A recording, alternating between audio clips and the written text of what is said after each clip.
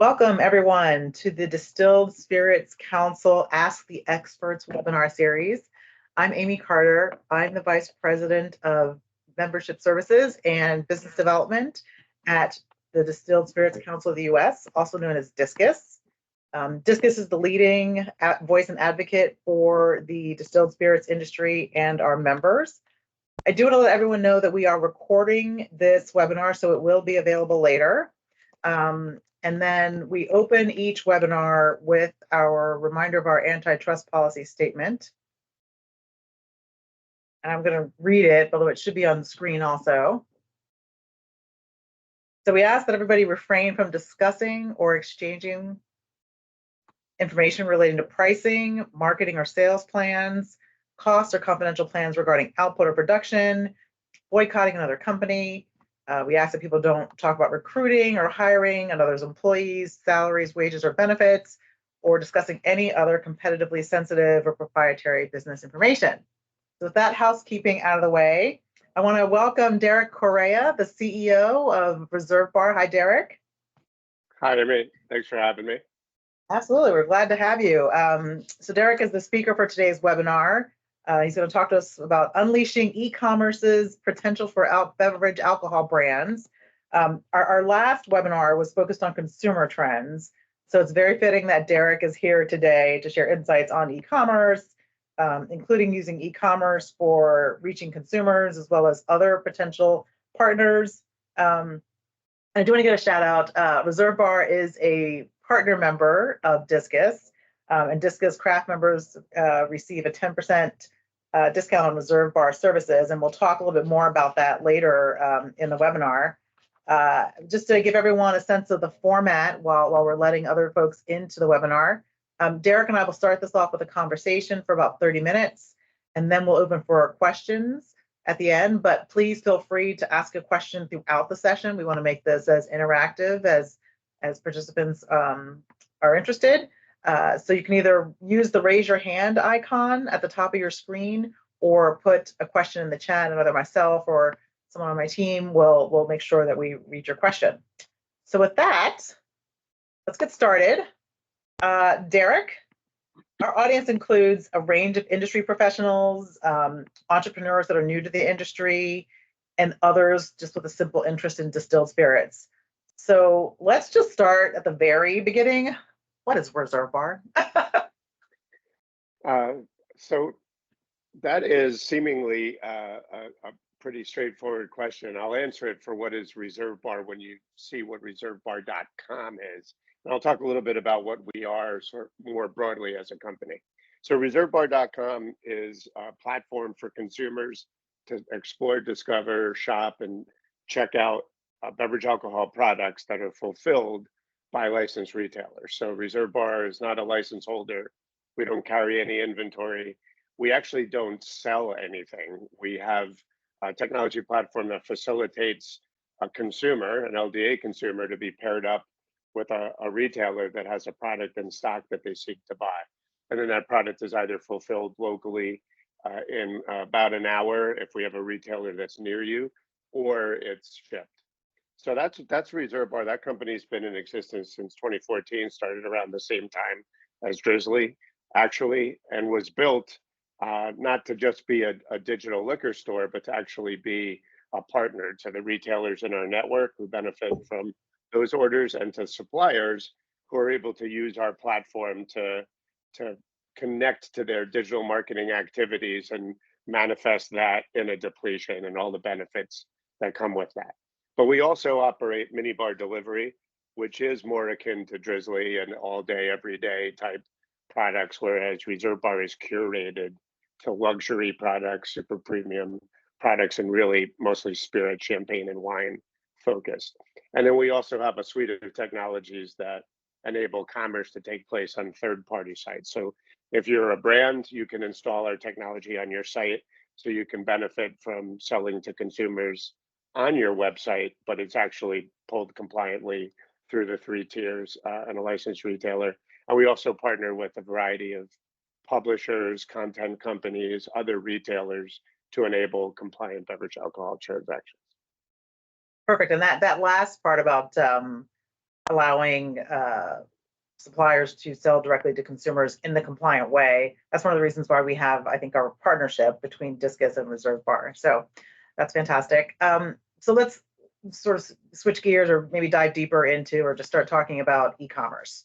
So I know a lot of people think they know what it is, but when we were talking about this beforehand, I was like, oh, okay, well, that's interesting. So maybe start with what is e-commerce and or the digital strategy and marketing and what are the benefits? And equally as importantly, what is it that e-commerce cannot do? Because I think we talked about this. There's a lot of things that people think it can do. And then maybe also how it can help build brand loyalty. Sure. So e-commerce does all of the same things that commerce does. Just happens to do it in the digital space, right? So anything that you're doing when you're in a liquor store or a wine shop in terms of exploring different products, learning and getting educated about those products, making decisions about which products you want to buy, checking out and taking those products home with you. All of those things happen in the digital environment. And what's nice about it is that in the digital space, you can enhance all of those things. So if you think about all of the obstacles you have uh, in retail as a brand, right? You send somebody, you do all that hard work to get somebody to learn about your brand, to have some intention around it. They get into the liquor store or the wine shop or the grocery store, wherever they're going to buy. And then immediately there's all this friction, right? There's other products that are stacked in massive displays. There's that staff there that may be recommending other products or have a product preference other than yours. There's, can I find your bottle on shelf? Where is it? Is it where it's supposed to be? Is it in stock? Do you have a facing, but you don't actually have product on shelf because you're out of stock? So all of these different kinds of things kind of reduce the success of driving a depletion from the intention created by all of your marketing efforts. And so the digital space does a lot of those things really well. You can control your brand message. You can have exactly what you want to say about the story of your distillate or your founder or your ingredient story or what you do for the environment. You can have rich media on a PDP so people can watch videos and you can really control that environment. And on the Reserve Bar site, or if you have commerce on your own website, you can do it in a controlled way where the competitors' products are not being presented to that person during that shopping journey, right? So there's a tremendous amount. If you could control that, all of those things exactly how you wanted them in the brick and mortar retail, you sure would do that as a brand, but you can't. So you can do those things in e-commerce. And then further, when you're using it on your own website, you actually get PII, you get first party pixels firing to optimize your media. So you know if you run 20 different ads, you can put your finger on ad number 11 drove 200 depletions and the next closest ad you ran only drove 7. Maybe you should put more of your media spend behind that ad, right? So it facilitates efficient commerce, it facilitates efficient marketing. That starts with audience building and really knowing your customer. You could actually put commerce on your site today as a new brand, and within months, know hundreds or thousands of your actual consumers and what they bought and who they are. And that would be hundreds or thousands more than some brands that have been around for 100 years, who are relying on Nielsen and IRI and third-party data, and they don't have visibility to the actual transactions that the consumer is making and who that consumer is buying their product. So all of these things are transformative. They're kind of bigger than just thinking about selling a bottle digitally, right? They inform your marketing strategy in totality. They help you know your consumer, all of these different things. It also helps you with reach. So while we're still selling these products through licensed retailers, if you're in a state, just pick one, California, everybody loves California, pretty big state. It would take you hundreds of stores carrying your product to have that product be available to all of the residents of the state of California, right? But if you're just in a couple of retailers that are in our retail network, your product can now be shipped to virtually anybody in the state of California. So you can kind of get ahead with your reach and availability of your product while you're still catching up and developing your retail and of course your on-premise footprint as well. Oh, fantastic. So there's a lot, I think, in there that e-commerce can do. And we're going to dive deeper into that, or if people have questions, feel free to, ask questions along the way. But what can it not do? Well, what it can't do is save you from bad product situation, right? It can't save a bad brand. It can't save or help a product that doesn't have good juice.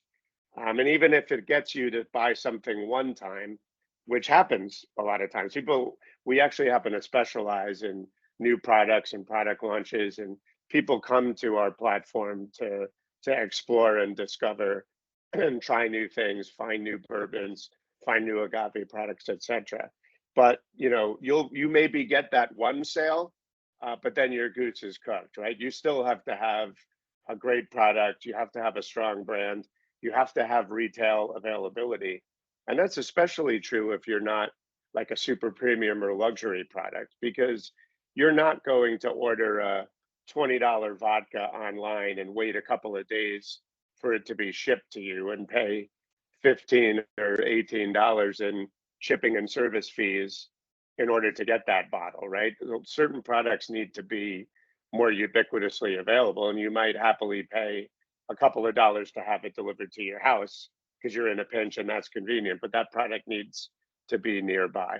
So, e-commerce also, with very few exceptions, with domestic wines and in a couple of states with spirits in Kentucky, in Washington, and Maryland, you can actually have those orders routed directly to your distillery to fulfill locally. But for the most part, 99% of our business is still being pulled through retailers. And while we can be helpful, it's still up to the brand and their distributor to get that product, onto the shelf. And I think that's helpful because it can people might think of it as a panacea, but you also have to just be aware of sort of, you still have other things you got to do within your business, and in addition to using e-commerce as a tool. Let's shift gears a little bit to DTC, or direct to consumer, because that's top of mind for many distillers for a whole variety of reasons that we won't get into. But so talk a little bit about what is the DTC sales channel. Yeah, so there's a lot of misunderstanding around that. When you say direct to consumer, in almost any instances, you're talking about a product going from a manufacturer directly to the consumer, right? So whatever those logistical resources are between, whether it's wholesalers, shipping and trucking, a retail store, they're taken out of that equation. And there's a lot of big business in DTC, and in most packaged goods situations, there's no regulations that prevent that. So Procter and Gamble can sell you, a 6-pack of a cleaning product directly from them if they want to. There's not a tremendous amount of business happening in that kind of CPG. There is in others, but when you're talking DTC in the beverage alcohol industry, that is very limited. As I mentioned before, that's domestic vineyards shipping directly. That's a couple of states where a distillery, and if you're in the beer business, there's some states where you can do that with beer. For the most part, when we're talking about e-commerce in this industry, it's not true DTC. I call it virtual DTC. So you can have a brand website, you can have your products there, you can use it to launch new products. People can, just like they would in true DTC, add the product to cart, check out, buy that product. But that order, that money flow, all of those things are actually going to a licensed retailer that our technology is matching you with. And it's important to understand that one of the benefits of that is that when you're shopping our 3,500 retailers, or however many of that subset is available to compliantly get you that product, we're looking at all of those retailers for product availability and pricing real time. and getting that work done by technology for the consumer. So you don't have to deal with hopping in your car and going to a store only to find out that they don't have that product at all, or that it happens to be out of stock. So everybody's winning in that situation. And so it's not DTC as you might think of it in consumer packaged goods outside of bulk. I think that's very helpful, that sort of explanation of DTC in the consumer packaged goods side of things and in our industry. Because we hear a lot about this, in the policy world and just different newer brands wanting to go that route. We do have a question. Here's the question that is in the chat. If a supplier partners with Reserve Bar, does Reserve Bar provide the information of the retail network that Reserve Bar works with? Yeah, so we work with our suppliers for them to understand which retailers are in our network. Some suppliers sometimes will have a valuable retailer that isn't in our network, and they'll make an introduction. All retailers are welcome to be on our network, by the way. We do have certain standards that they have to meet. They have to meet our SLAs. They have to be a licensed retailer. So oftentimes a supplier will say, hey, I'm early stage, I'm only in this account or these couple of accounts. If that account is willing to join our retail network, we can facilitate that. And then, of course, we have a lot of the major chains nationally, regionally, a lot of independents. So it can also be helpful to them for them to work with the distributor to say, hey, we're now deploying Reserve Bar's technology. We'd really like you to help us get our product in these couple of retailers so that it's available. So another question that came into the chat, is there visibility to the product pull-through? Yeah, so if you have e-commerce on your own site, think about all of the data that's happening real time whenever somebody's there. So if somebody starts shopping and carts products and abandons, you get all of that data, and you can therefore do highly efficient retargeting and abandoned cart marketing. If they provide their information, but then they don't check out, you still get that as a lead. So if they've given you their email or their phone number and opted into email or SMS, you can now market to that person. And of course, if they check out from you and buy, you're getting all of that information, the consumer's name, phone number, address, what they bought, all of that is visible to you. When you're marketing on the Reserve Bar platform, we have some basic information that we share relative to quarterly depletions and that sort of thing. And then we have more robust information that you can buy, which will give you dashboards. You can even buy data where you can not only see your own product sales, but you can buy category data as well. And you can see what your competitors' volumes are, where geographically they're being sold, price points, all of that kind of information. We have a robust transactional set of data that's valuable to our supplier partners. Oh, that's fantastic. I didn't know about that. So thank you, Maria, for that question. So Derek, let's talk about the craft distillers. We've got a lot of craft distillers, as you know, in the Discus membership. How can e-commerce help a smaller supplier, distiller, producer, and actually anyone, to reach consumers as well as reach larger global brands that might become business partners? Is there an opportunity there? Yeah, I mean, that's when you're a startup, efficiency is everything.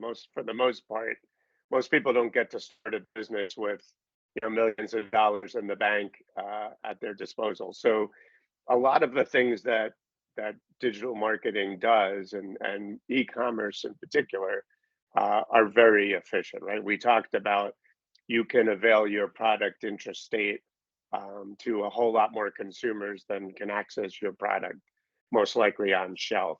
You avoid out of stock. You preserve. One of the hardest things as a craft brand is you're doing all that heavy lifting, and you send somebody to the store, as I mentioned, with intent.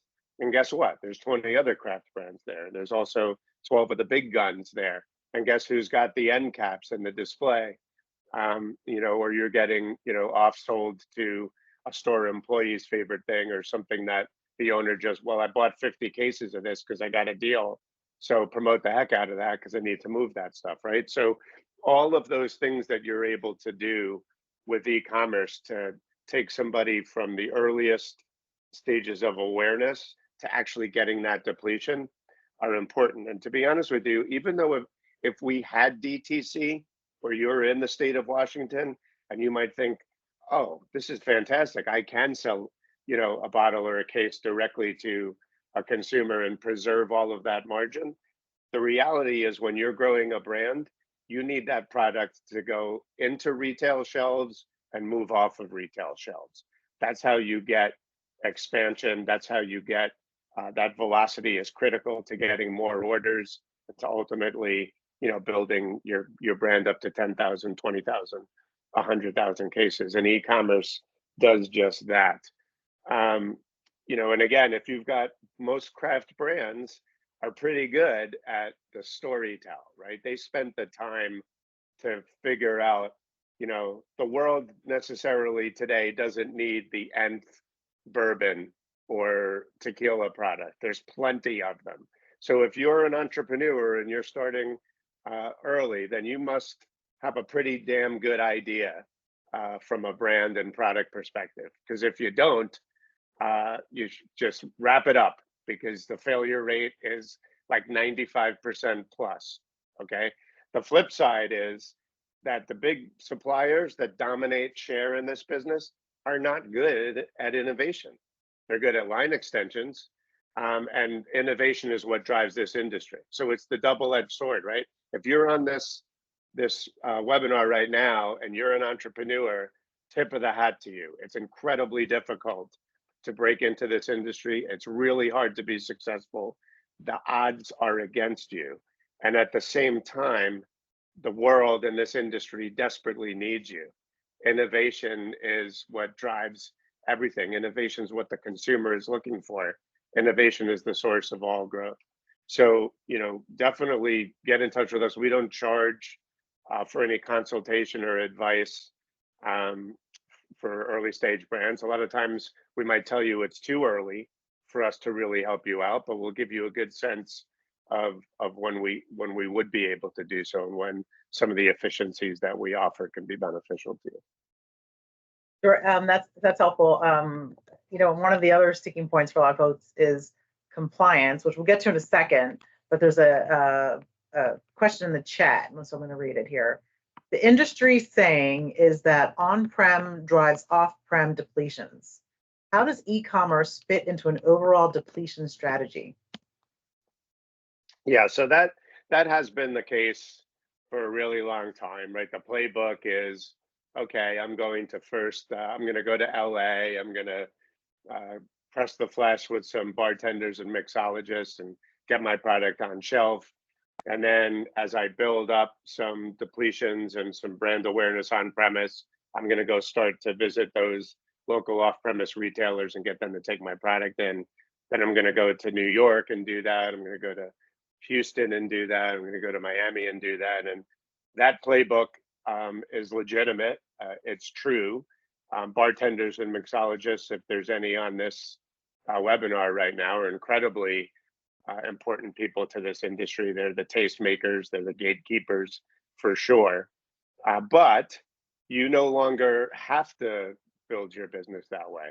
There's plenty of brands that build their entire business with an off-premise strategy. In fact, we're working with a lot of brands that are not only building it with an off-premise strategy, but with a very laser-focused e-commerce strategy, where it's, hey, my brand, I want to pick off this particular occasion or people who live this lifestyle or have these kinds of interests. And those are difficult. You can't really target that on premise, right? That's a marketing tactical approach. If you have a rum and you want to go after golfers or sailors or whatever it is, and you got a really good notion that your product appeals to them, the brand is built for them, that's what you're going to do. Well, that lends itself very much to an efficient, laser targeted digital marketing strategy with an e-commerce component. So we have opened up, we meaning all e-commerce companies, not just Reserve Bar, a lot more flex and a lot more different ways to think about how you go from 0 to 10,000 cases and how you go from 10,000 to 100,000. Super helpful. We'll get to compliance in a second. There's another question in the chat. Because of course there's competition, and competition is always increasing no matter what industry you're in. The question is, what's the benefit of partnering with Reserve Bar versus going with a competing offering where you might have your own branded experience? Not sure I understand the question in terms of your own branded experience. What I would say So is they mentioned a couple of other different companies, and I'm not going to name them.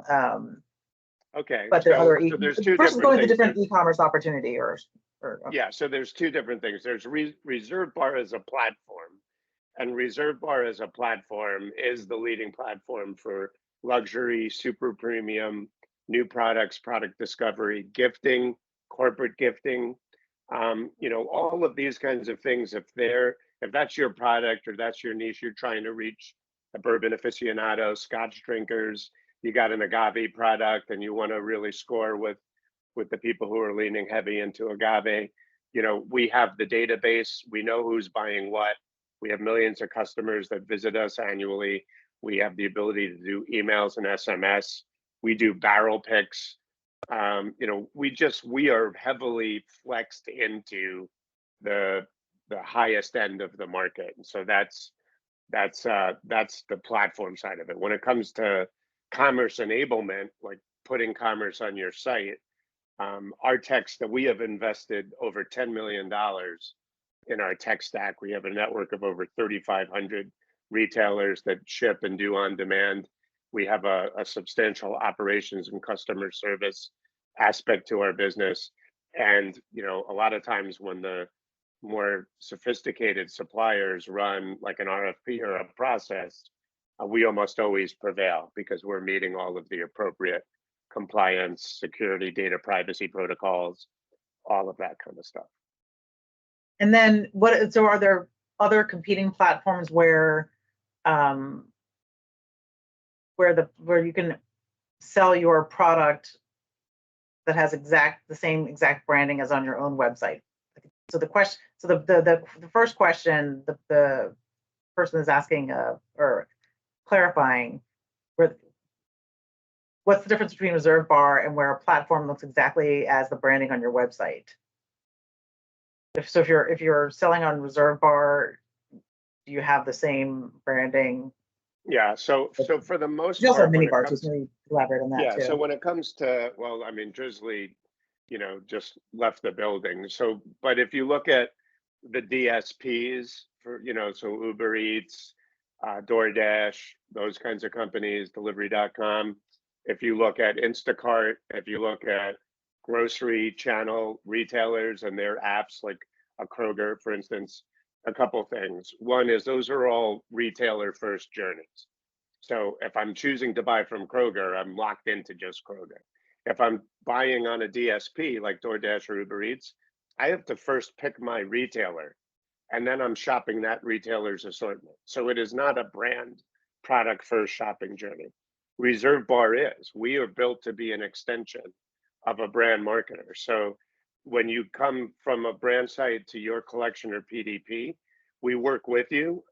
You can make sure that all of that content is exactly what you can provide the tasting notes. You can provide, a video, whatever that PDP is going to be yours. That is not the case in any of those other shopping journeys, right? On DoorDash or Uber Eats or Instacart, that product information is usually ingested from the retailer that's chosen. So you may not even have your right product image or description, or there might not even be one. It could be as simple as a thumbnail image and a description of the bottle and the proof and that it's 750 ml. And that's all there is there. So, we are very different in that regard in terms of optimizing your brand storytell and having everything be on brand preserved all the way through checkout. Helpful. I appreciate that additional explanation. 3 more questions in the chat. I think everyone's determined not to get to compliance, but we will get that in there. If a supplier I charge drives... extra to ask. I charge extra to answer compliance questions. If a supplier drives traffic to the Reserve Bar platform, what stops a consumer from hopping over to another brand while searching through the Reserve Bar platform? Yeah, so the answer is nothing stops them, right? If you send traffic to Reserve Bar, you're going to send it to a collections page if you have multiple expressions of your brand, or to the PDP if you are a single expression brand. Now, what we do that is different than others is you will not see, hey, you might also like, and see that, the big guns paid to have their brand appear right while somebody's shopping for yours. We don't do that. We will only cross sell on a PDP other expressions of your brand. So if you're a tequila and you have 3 expressions and you send somebody to the Blanco page, the only cross sells that'll happen on Reserve Bar is your Reposado and Añejo, as an example, not 4 other Blancos from your competitors. So we do preserve that. As I mentioned, those PDPs have all of your brand storytell to get that person all the way to check out your product. But you're right, there isn't anything, if they decide after looking at your PDP that they want to shop, they're a click away from shopping your competitors. Now, if you have our technology and you send somebody back to your own brand website, now you're doing all of those same things, except there is no other recourse other than leaving your site to buy anybody else's products. Obviously, you're only going to have your own products available on your own website. And I think it's worth mentioning, I just see somebody ask, what is a PDP? That's a product display page. So when you're shopping for a product, anytime you're on one specific product, whether it's Amazon, Target.com, or Reserve Bar, that's what the PDP is. It's where your product's image, description, add to cart, etc., is in the digital shopping journey. But just one thing to understand, that we do support our technology, which is also a differentiator. You can have merch on your site. So if you're a brand that has merch, or merch is a big part of what you're doing, you're bundling, you have cocktails, for instance, and you want to sell your product along with other cocktail ingredients, or you have branded glassware or hats and shirts and textile products and so forth. We can facilitate people buying all of those products on your website, having a single checkout, and our tech will route the order for all the merch to whomever your 3PL is that fulfills that, or we can fulfill it for you, and the order for the BevAlc will go to a licensed retailer. So another question in the chat is Reserve Bar distributing in all 50 states? I mean, you're not really a distributor, but no, well, in all 50 states. Well, in terms of product availability for non-alc products, whether it's merchandise or no-alc, beverages and so forth, yes, we can ship and deliver those to all 50 states. After that, it follows the protocol of state level regs, right? So wine and champagne products are available in more states than spirituous liquors are available, but essentially in virtually every state where it is legal to fulfill alcohol products, either from a driver from the local retailer if they send their own drivers out, or through a DSP like DoorDash or Uber, whatever the case may be, we are in virtually all of those states. So another question that popped up in the chat is, so how do you all work in control states versus non-control states on the e-commerce side of things? Yeah. Are there any differences there? Yeah, there's a big difference there. So, first of all, control states, even within control states, are very different, whether it's, the state itself is the purchaser and seller of the products, or they control it in some other way, but it's actually private retailers, like in the Ohio model, as an example. So we are actively talking to regulators in most of the control states to still, we're still in the process of education and helping them understand the benefits to the state, right? This is still very much about, being tied house compliant. It's very much about temperance and ensuring, purchasers are LDA. All of the things that states, whether they're control states or not, care about, we care about too. And our retailers are beholden to follow all of those laws Otherwise, they get kicked off of our platform, right? So I think what the states are just starting to really, some to different degrees, is that this is a benefit, that their constituents, the residents of their state, generally want the benefits of e-commerce convenience. They order everything else that way. Why shouldn't they be able to get beverage alcohol products in that same fashion? And our technology facilitates age verification at the moment the product is delivered to the customer. They're required to show ID and sign. We remit taxes properly to the proper taxing authority. All of the things that, as a regulator, you would say, hey, you've got to make sure you're checking all of these. For the most part, we do. Now, some states, I'm not going to mention any particular states, but some states, their checklist goes, into page after page after page that becomes so restrictive and onerous, quite frankly, that it isn't even worth it for us to try to serve the residents of those states. And that's frustrating. It's frustrating for us, and I'm sure it's frustrating for the people in those states, but we're not in a position to spend our time or effort other than through our membership in Discus in, attempting to regulate or influence those state legislators. So that's up to the consumers to do that. Derek, you brought it back to legislators, regulators, which brings you back to compliance. So what are the top compliance issues or questions that Reserve Bar customers bring to you or that they have? And then related, not related to that, but a separate question, how are consumer trends and preferences? How do you see those changing, or can you see those changing?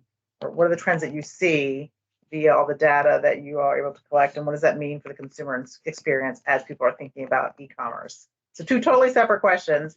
What are the compliance things that keep your customers up at night, and then what do you see that's what's happening in consumer trends?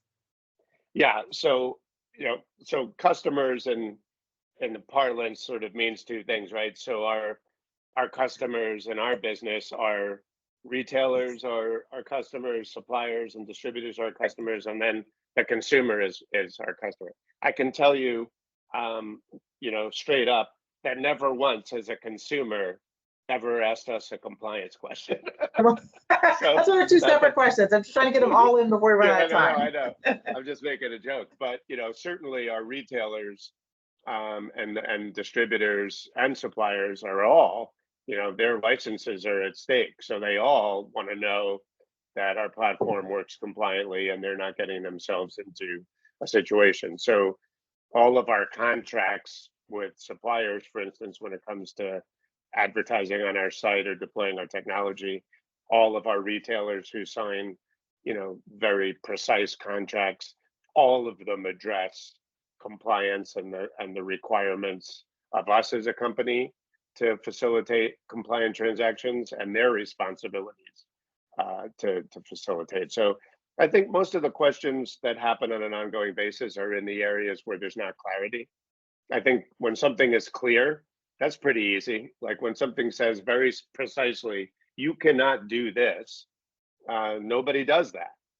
It's just that, as everybody's probably painfully aware, a lot of legislation, when it's actually codified in the books, I'm sure was intended to be clear, but actually is not. And in some instances, a lot of these regulations actually predate e-commerce. Some of them predate the internet, right? So they weren't even conceived to address the world that we live in now. And, states have a lot of laws to deal with. The bev alc business is like one sliver of what they have to contend with, right? So in a lot of cases, they just haven't got around to clarifying that yet. So that leaves things unclear or vague.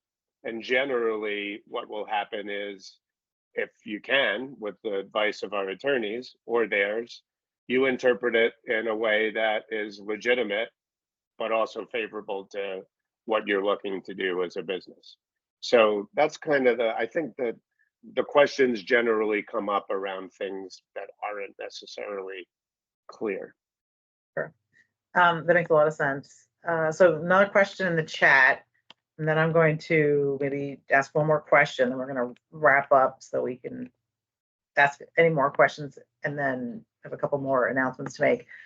So question in the chat, some companies indicate they can ship to states that are not listed as states to which it is legal to ship to by reputable organizations such as Discus, among other reputable sources. Can you speak to these models, please? For example, direct shipment out of Washington, D.C., agency models out of California, companies that use platforms that ship via a retailer who then ships to myriad states. Yeah, so I'll explain this as simply as I can. I will say that it's anything but simple. So, Right. so if we go back to what Reserve Bar is a technology company that facilitates compliant transactions between consumers and retailers. That sounds pretty simple. Okay, so now let's start layering on the complexity. We have 3,500 retailers. Every one of those retailers is a license holder and is required in our contract to honor their everything that their license makes them honor. So they're operating under their license to get orders from consumers that come onto our platform. So right off the bat, we go from something that seems simple to having 3,500 retailers. Those retailers sell all kinds of beverage alcohol products. They sell wine, they sell spirits, they sell beer, they sell RTDs, which may be malt beverages, which may be made with distilled spirits. They may be high ABV beverages, they may be low ABV beverages, right? And all of these beverages are regulated differently, and they're all regulated differently in 50 states and in thousands of counties and in thousands of cities in some instances. So what you have happen is you very quickly get to what we call the matrix, and the matrix is just too Byzantine and complex for us as a company to have to play the role of regulator.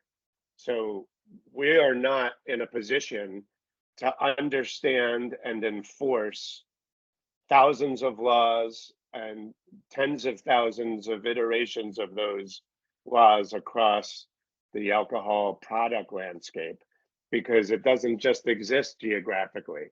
It exists geographically, it exists by product type and archetype and all of these other things. So basically the way we manage it is to say to all regulators, we want every single transaction on our website to be compliant.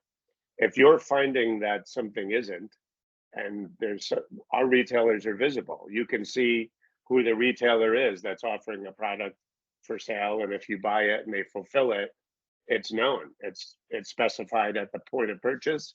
It's specified on your credit card, where we're not the seller of record. You see the name of the retailer selling that product, and their packing slip has to declare who is the retailer that sold that product.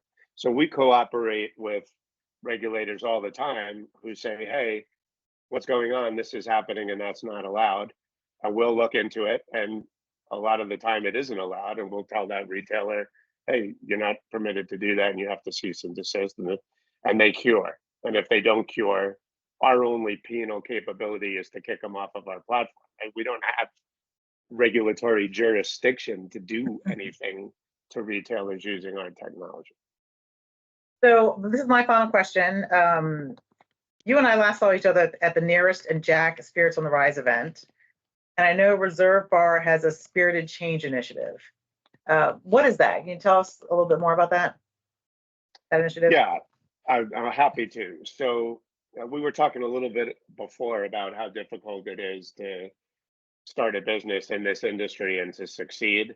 The world seems to conspire against you as an entrepreneur every which way. Well, if you're somebody from a historically marginalized community, if you're BIPOC, if you're a woman, if you're LGBTQ, in a lot of instances, if you're a vet, it can be even harder than it already is. So we saw that, and we saw that that was the case in general, but in our industry in particular, it happens to be, a very male, white industry. present company included. So we said, all right, if we don't do something, then this will just continue to be the case. What could we actually do? And so a bunch of our wonderful team members got together and brainstormed on this and went to work for a couple of weeks to try to figure it out. We came up with a number of things, but the main thing we did is to say, first of all, we need to let everybody from these communities know that Reserve Bar welcomes them. You are welcome on our platform. You're welcome to have our support. We want you to have access to have an opportunity to succeed. And in order to increase that, we give a variety of our services away to people from these communities, and we discount other services to do everything in our power to give them a fair shake at being successful in launching a brand. We also have partnered with other companies like Pronghorn, as an example, to facilitate education, to help to put people through cohorts where they learn about everything from how do you get glass, how do you get corks, how do you do labeling, how do you run a business, how do you get banking, your banking set up, what are HR laws that you need to know about. So sort of a 360 educational cohort to help these entrepreneurs succeed. We started recruiting at HBCUs and actually partnering with distributors and our supplier partners, because there's only so much hiring we're going to do as a small company, but to get everybody to say, hey, we need to actually together go to these HBCUs and let them know about our industry. And this is an industry that welcomes Black people, and it may not look like it, but it is, right? And so, we're doing basically all the things we can to support success there. Yeah, fantastic. Derek, I want to thank you for an informative and practical discussion. Really, really fantastic. And Reserve Bar, we're so thrilled to have a partnership with you all. And I just want to highlight that there's an exclusive offer for Discus members with Reserve Bar to enjoy a 50% discount on onboarding for all new brands coming through the partnership between Discus and Reserve Bar.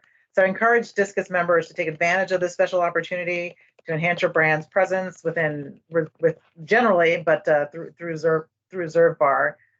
Discus and others can reach out to Derek and his team at brands@reservebar.com to schedule a meeting just to talk and see if there's an opportunity there, but also to discuss how Reserve Bar can power your white label solutions.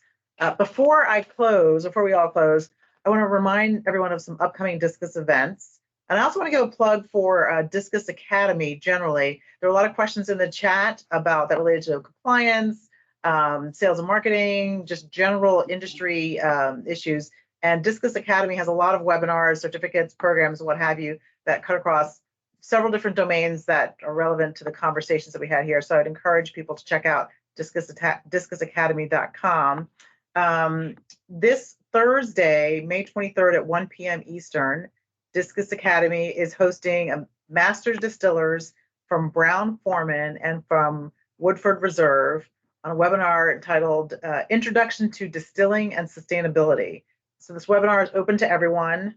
Elizabeth McCall and Chris Morris will share a rich history of distilling and the evolution and importance of sustainable thinking in the spirits industry. I also want to point out that Chris helped create Woodford Reserve, and I won't steal any more of his thunder there. So check that out. And then June 4th at 1 p.m.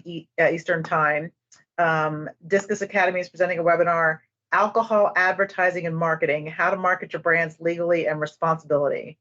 So earlier this month, Placer AI, another Discus partner member, told you about consumer trends. Derek shared with you how to use e-commerce to reach consumers and others. And in June, there's like one of the last pieces of the puzzle, which is legal and responsible alcohol marketing, which you can get through that June 4th webinar I mentioned. So Derek's contact information is on the screen. Everyone who registered for this webinar will receive a link to this webinar, and we'll also include the Reserve Bar contact information. So you'll be able to follow up, and we'll include information on how to contact Discus if you have any questions about Discus Academy or about membership in Discus. The organization that Derek mentioned was Pronghorn, Pronghorn, Pronghorn. That's also a Discus partner member, and we're probably going to be doing a webinar with them in June also. So we're nailing that date down. So stay tuned for that. And if your question didn't get asked, please feel free to contact Derek and his team. They'll be happy to talk to you.